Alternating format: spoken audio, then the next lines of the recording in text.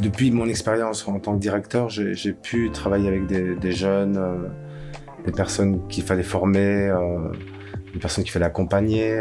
Oui, j'ai l'habitude.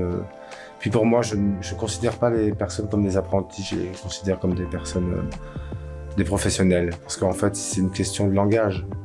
Et il suffit juste de pouvoir échanger avec eux et de pouvoir se faire comprendre et de pouvoir faire comprendre ce qu'on veut. Et puis, il n'y a pas d'apprenti. Enfin, évidemment, souvent, je pense qu'il faut juste révéler les personnes. Et les personnes savent très bien, surtout si elles sont passionnées par ce qu'elles veulent faire.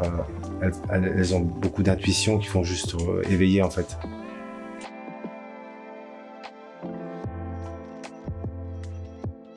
Alors, à l'origine, je cherchais pas spécialement une formation, je sortais d'une expérience de formation en développement web, et j'avais été quand même séduit par la formule, mais à cause des complications du Covid, ça avait été un peu compliqué de valider la précédente formation. Je me suis tourné vers l'INFA parce que c'est la seule qui avait justement cette formation dans le son, qui mélangeait un peu le côté artistique et le côté technique. Ce qui me faisait défaut dans mes précédentes aventures où j'étais vraiment 100% technique et très peu expressif dans l'art.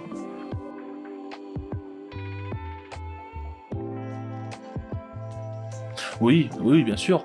Alors, au début, je savais pas trop, c'est-à-dire que quand j'ai commencé à regarder la brochure, je savais pas que j'allais rencontrer du monde, comme ça. Mais j'ai travaillé donc avec un réalisateur, même 2 réalisateurs. J'ai travaillé avec des artistes musicaux. J'ai travaillé sur voilà, des projets de court-métrage, d'albums. C'est assez varié quand même, sur de la post-production en général. Voilà, j'ai du boulot.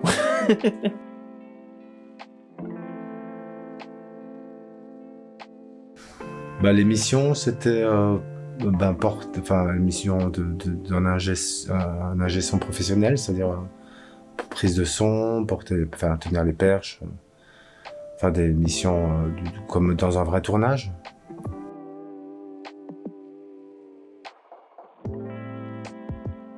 Oui, très bien. C'était parfait. Bon merci en tout cas. Merci à Merci. vous.